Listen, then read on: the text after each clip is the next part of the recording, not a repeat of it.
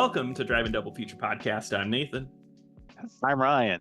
And this is the podcast where we talk about 2 movies a week every Tuesday and Thursday. But before we get into today's episode, I want to talk to you about our Patreon. If you head over to patreon.com/Driving Double Feature Podcast, you got fun games, fun conversations, all just for $5 a month. You help us and you get some fun conversations, but no main show content is locked behind the Patreon. But getting into today's episode, we are talking about The Thing from Another World. The first movie in the Thing Directed trilogy. by John Carpenter, right? No, Christian Nyby. You know, the great Christian Nyby. We're gonna the Christian Nyby? Christian Nyby, which is fun. If you look at his directorial career, it is like it is very, very low. He did not make very many movies. He was actually better known as a film editor. He actually edited a lot of Howard Hawks produced movies like The Big Sleep and Red River. And it's funny because this movie is also produced by Howard Hawks as well, but this time he was the director on this one. Born in 1913, by the way. Isn't that crazy? Did you know that people existed then? Well, I mean, can you imagine like you're in 1913, you're like, I want to be a film director. They're like, huh? What? What? Huh? A film director? Well, they didn't say that out loud, like the words appeared on screen because there was no sound then. No color either. You couldn't. Yeah. It was all black and white, or not even. It was like brown. It's like sepia. Yeah, like sepia to. Yeah. It was cool that we were born in a time when color was invented.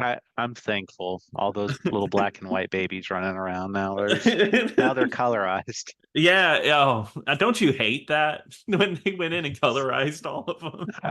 Yeah, Ted Turner came in and just anybody with black and white, just boop, boop, boop. Yeah, I see. I can see it now. But no, well, speaking of, this movie is not colorized. There probably is a colorized version that exists somewhere of this movie. I've always known about this movie because, of course, as we've already kind of referenced, The Thing, the John Carpenter movie from the 80s, which we will eventually talk about on here. But yes, The Thing from Another World. How it opens is it's a military movie, and we got a guy who just struts in. Go ahead. Real quick, sorry, I want to at least mention the title sequence in this movie is also the exact same from the John Carpenter one, which is a really nice. I mean, it makes me just appreciate the John Carpenter one more because you kind of see like light kind of shining through like these little cracks, and then like the cracks reveal more light, and the light spells out the thing. It's a really cool effect. It's a very inventive title sequence, more than you'd expect from like a B movie like this. It's very stylish, where I feel like from a time an opening title sequence usually wasn't the most stylish thing. Which I also should say, this isn't the first time we've covered this one technically, because we talked about Halloween, and in Halloween, this is one of the movies that they're watching on the TV in that movie, which he would later make The Thing. But yeah, so they all show up in like this bar, and it's super cold. That's all they're complaining about is that it's really cold up here in Alaska and there's nothing to do. But then all of a sudden they get something to do. There's something wrong happening at this base in the North Pole. Some type of unidentified craft has crashed, and they need to go up there and investigate. So it's kind of like a gang of people. This is an ensemble cast, but you do kind of have a lead with Captain Patrick Hendry, played by Kenneth Tobey. He's kind of our lead. He's kind of just a stern captain, except he has a love interest at the North Pole. I mean, I guess like one of my biggest complaints about this movie is I don't really feel like a lot of these characters have any particular character traits that I really could pinpoint, other than like the captain. I guess he's like super serious, and then we do get a later like the evil scientist in this movie. So, but other like the rest of the crew though, like couldn't tell you one thing about them. Yeah, we were having a pre-episode conversation, and I personally could not remember any of these characters' names because I agree. There's no one I really latched onto into this movie, and that's why I even like question his stat. He's the lead, Kind of, but the other characters also get a decent amount of time to shine, and he's not even the top billed person here. Nikki Nicholson, which I didn't realize that was her name, played by Margaret Sheridan, actually gets the top billing in this movie, and she's actually, you know what? Now that I think about it, she might be one of the more interesting characters in this movie because Yeah, her and Hendry both had a relationship. Well, not a relationship, but they kind of had a fling, it seemed like, before all of this. And yeah, she plays a lot of tricks on him. It's obviously like very flirty. There's one wild scene where like they have a drink together and they make a joke about him having to have his arms tied behind his back. So yeah, they tie a rope around his arms so they're behind him, and they kind of flirt around a little bit. yeah. I didn't mind her as a character. I No. mean, I felt a little awkward having like one female in this movie because it's like, oh well, of course they have to have a love interest type of thing. But Mhm. I didn't think it deterred anything from it. I, like you said, like I think she's probably one of the more interesting characters, at least one that I was feeling some like genuine feelings towards. Yeah, exactly. And am I wrong? So she was the only woman. There was no other woman because there's like a bunch of background characters at some point in this movie.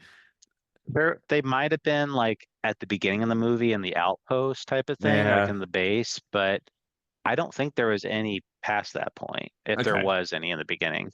Yeah. So she serves as like a love interest because I feel like every movie needed some type of love interest. So just get her in there. She does a Oh, little and bit of did you something. did you realize that this is actually a prequel to Friday the 13th? Oh, there's a character named In Voorhees. Voorhees, yeah. Yes. Yes. Oh my God. Yeah. No, no, I think Friday the 13th is a remake of this movie. I'm pretty Can you sure. imagine Jason fighting this guy? Oh my God. That would actually kind of that would rock. I'd be all for it. Maybe Jason is somehow I mean, he did go to space at one point. Oh So yeah, like they Jason. No, come on, that wouldn't be a fair fight. Jason X versus this guy, like that yeah, that Jason. no. Yeah, Jason X would win. Like there's no way. Um but yeah, so they end up at this base, and then there is a UFO crashed out in the middle of the Antarctic. And I like this bit of the movie where it's like this intrigue. And I one thing I really like about this movie, and maybe just be 1950s how UFO crazy the world was. They're very quick to be like, okay, this is a UFO. These are aliens. That is what's going on here. Because I feel like a modern movie, you'd be like, oh, there's no way it's a UFO. That wouldn't Oh exist. yeah, And I'd get there would so tired of it. there would be a lot of like skepticism about it being like, Yes. oh, like there's if intelligent life was here, they wouldn't be here on this planet, or just or like that's obviously like a military spacecraft or what, So, Yes. So, uh, I do want to say though, like I do like that scene because like when they first get there, like they notice right away where the spaceship is because they can see it frozen in ice, mhm. and they're like oh like that's and they do like a little formation to like actually Yes. determine how big this thing is. That's like the shot I always like. This is my first time seeing this movie, but that's like that one image I always like picture from this movie. Yeah, it's an awesome image of them standing in a circle and just to map out the size of it. And they're like, it's a perfect circle. This is a UFO. And I didn't, because I knew about this movie. I didn't know the beats per se, but I didn't realize that they are like, oh, let's get this UFO out of here. And they set thermite bombs and they completely destroy the spacecraft. Actually, the big joke of this whole movie is that they discovered aliens and they completely screw up everything. Yeah, they blow because like they try to like get the spaceship out at a certain point from what I Yeah. remember, and like they're able to get like one of like the fins out or like one of the Mhm. wings, and but then like you said they just completely obliterate it, and then I'm sure that alien immediately saw them as hostile because of that. Yeah, yep. Which the alien is encased in ice, and they are able to get him out, and they do bring him back to the base. Well, And accidentally though, because they throw that one that's guy true. throws an he throws an electric blank like Because the guy, like, he walks in there, he's like on guard duty, and he looks at him, he's just like, oh, creepy. And then he just like, he throws a blanket on top of it because he doesn't want to look at it. And then, but he doesn't realize it's an electric blanket. So it melts the ice down. So silly. It's so stupid. I'm gonna throw a blanket on the alien. Which I mean, like, It's like, oh. even if it wasn't electric, it would still melt the ice at some for at least a little bit, right? Well, I mean, depending on how cold it is, I guess it would take a lot longer for it to do with Yes. the actual blanket. But I mean, when you see it though, it is like full on, just like like, Yeah. and the guy's just sitting there, just like, and I'm like, you can't hear all that water like hitting the ground. Like, Yes, it's so funny. Actually, this movie is so goofy with this one character, which is the evil mad scientist. And when I say scientist, he is a scientist. All right, so Dr. Arthur Carrington, and he will not shut up about science. So like the whole movie, right? They're like he wants to dissect the alien and figure out what's going on with it. And everybody else is like, hell no, stay away from it before we do that. But he's like, but science will solve everything. Science will solve our issues. Every line. I was getting so tired of I- it. it's almost like this movie is like has like an anti-science I message. think Like they're so. trying to make this guy as annoying as possible, or be like they're just basically just like, we don't care what science says. Like, do not mess with stuff you're not familiar Mhm. with. Yeah, yeah. I think that's exactly what it is. It's very, very anti-science because they treat this guy like he is just like on the loose, ruining everything. Because at one point he steals blood bags in order to test out like the alien DNA on plants, and that plants become living, breathing plants. They breathe and like they have heart. Not that they don't. I don't think they have hearts that beat, but they kind of like have a beating heart sound to them. Well, like, 'cause they look like they're pulsating, and Yeah. then the doctor of the ship like puts his little stethoscope like up to it, Mhm. and they're just like, that sounds like the wail of a small child. Yeah, which I think is like kind of a crazy discovery. I'm not gonna lie, that's insane. But then they're like, but you're wasting all this blood that could go to people that are getting hurt right now. So it's like, Hmm. you might be making progress, but you're killing us all along the way.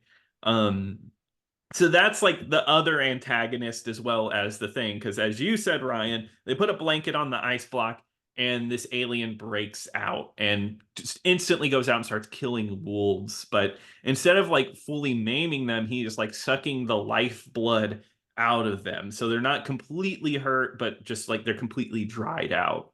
And I kind of like the idea of this alien, where this alien, the way they put it is this alien is so advanced ahead of us that it just looks at humans like we're plants. Like we are just meant to be cultivated and eaten for his sustenance. Well, I'm like, at first I was like, based off what? That's true. Because like, I'm just like, that seems like a very wild assumption, because Hmm. they say like, he is far more advanced than us. He's far much more stronger, and he's much more intelligent than all of us combined. Which they don't And have I'm any like, evidence because all they've seen him do is run and kill some wolves.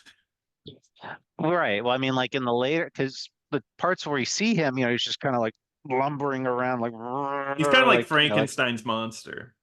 I said yeah. monster. I'm glad you specified that. Um, but yeah, I mean, and he kind of looks like that too, just he's Mhm. bald. But um, and then we don't really get a sense. I'm like, what is this evidence that he's smart? And then at a certain point, they're like, oh, the alien shut off our heating system. He's trying to freeze us out. And that's like Yeah. the only thing I could think of where he's like trying to actually do strategy to like Yeah, mess with them. I feel like another movie could have done that. Like maybe a later movie would have done that part better, where he's trapping them and all that. But you're right. He only shuts off the heat. He understands what heating is, I guess, and then he Yeah. just kind of bum rushes them and kills them. And we don't see a lot of the deaths. There's one scene where they discover the dead wolf, and the doctor posts people up in the greenhouse and says like, "Hey, don't warn the actual military people because they're gonna go crazy. Just do it here." And then off screen, we hear that the thing like kills one and actually like hangs one. Like it sounds like by a noose and like kills him, which is horrible. Well, yeah, because like the one scientist, he walks in the green room, I think, or mhm. like the greenhouse rather, and he's like, it's like, Yeah. and he comes back and he's just like maimed, and he's just like, oh, and they're like, what happened? He's like, I got away and he hurt me, but he killed three other scientists, Mhm. and again, we don't see that, so Yeah, no, we don't see that. Which I mean, of course, it's the 50s. They can't show that kind of no, brutality. But I'm not saying I need to see it, oh no, no, no. but I know. I know that's what you're saying. And like I think it works in favor of the movie because maybe you don't understand the thing's power and it becomes maybe a little in your mind you have to imagine what it's doing. And I think maybe I just wish the monster was done maybe a little differently. I never when you actually see the thing, it's never menacing. He's very slow, lumbering, just like Frankenstein's monster. And but like they're anytime he's on screen, they're able to defend themselves perfectly fine. yeah, I mean, that's the whole point. Is just he's really super strong, and I guess Mhm. because at one point they set him on fire. Which is a great scene. Oh yeah, not saying that's a bad scene. That's one of the more impressive scenes in the movie Mhm. because I mean, like for a movie back then, you don't normally see like dudes on fire. Yeah. And I mean, this actor, this suit actor, is legitimately on fire. And at one point, it looked like this fryer on the set like got a little too out of control Yes. because Yeah. it was so thick, those flames. It was insane, but yeah, because the scene calls for them to throw I forget what they're throwing on him, but they throw liquid on him to keep the fire going, and they do it like 3 times in that scene. They throw it once, and then a little bit later they throw another one, and then they throw another one, and it just keeps getting crazier. And there's real actors in there; those aren't stunt actors. And the woman of the group, she's actually hidden behind like a pillow in there as well, and which is crazy. Um, but yeah, that's actually a very impressive scene. But yeah, that's like they're able to hold him off very easily. Like maybe not easily, but no one. I think someone breaks their arm, and they actually he does it to himself. That's like the joke later. He's like, "Oh yeah, I broke my arm, but I did it. I tripped over the bed." Yeah. And the one true thing that we see throughout this whole movie, like you said, is Carrington, the evil scientist, that he just keeps talking about like what an advancement this would be for science, like you said. And Hmm. uh you know, any attempt they try to kill it, he steps in, he's like, no, like you're Yeah. not gonna kill it. Like we have to bring it back and study it. And then at one point, Carrington goes over their heads and contacts the general Hmm. and says like, hey, we found this alien. And the general tells him like, you have to keep that alien alive and don't hurt it either. Yes. Yeah. Which, of course, everybody else there is like, hell no. What are you talking? Like they're all like, we're I, gonna disobey orders today. oh, I mean, as they should, because I'm like, this thing Yes. is actively trying to kill us. So like, I'm not like, you could throw me in jail or do whatever. I'm not gonna Yeah. stand here and just like throw him in prison. Yeah. Well, and like it gets so silly with that character too, because the ending of this movie is they have the monster and they've set up like like a fly trap, electric like trap to like electrocute him. And then the doctor kind of stops the monster and is like, "You understand me, right? You understand that we won't hurt you, okay?" Like it tries to talk to him, does not give a crap about this guy. He's out of Just here. he grabs him and just tosses him. Yeah. But they do end up electrocuting him and killing him. And you know what? It all ends really nice and happy, which I wish John Carpenter would have learned from this movie. I, I'm Another just thing I kidding. gotta say, the ending of this movie. I mean, like I like the movie overall. Don't get me wrong. Mm, I thought it was a good movie.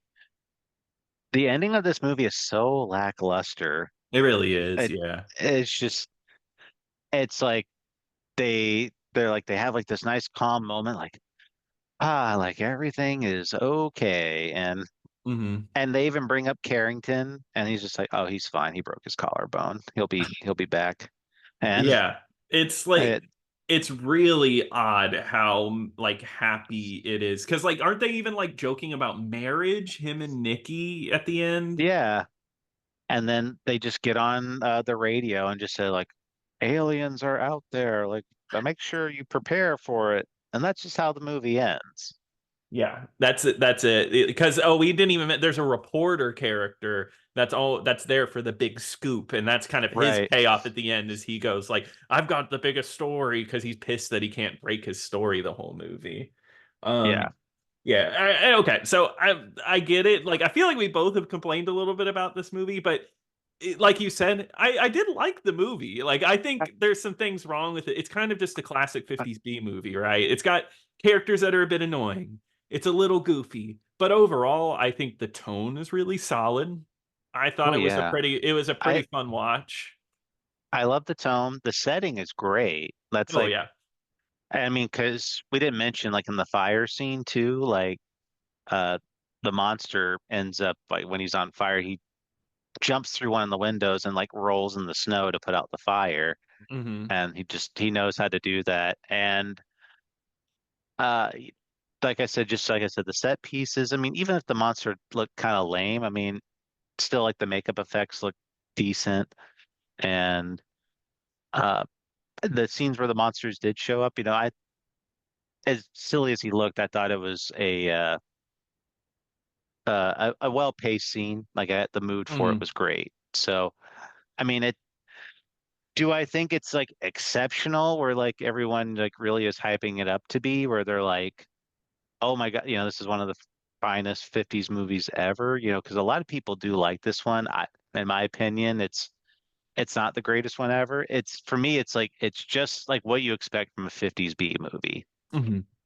Yeah, and that's It, the way I would put it. It's just a solid 50s B movie. But I don't think it's elevated absolutely. by any means, but it's a good I would time. watch it again. I Yeah, would me too. watch it again, definitely. Easy It, watch. yeah. So, I mean, it's only 80 minutes. It doesn't overstay its welcome. I mean, so I would definitely recommend this one. Awesome. All right. Yeah, I would recommend it too. Definitely check it out. Especially if you like the John Carpenter movie, you definitely should check this one out. And especially if you love the 2011 one, you gotta check this one out. But anyway, I do think that wraps it up for this one. But Ryan, what are we covering on Thursday? Well, Nathan, we are going and checking out a Japanese horror movie. We're watching Goke, Body Snatcher from Hell, which is streaming on the Criterion channel right now. Awesome. Well, I'm excited to watch that one. And if you want to email us, you can email us at driveandoublefeaturepodcast@gmail.com. And be sure to check out our Patreon. But until next time. Until next time.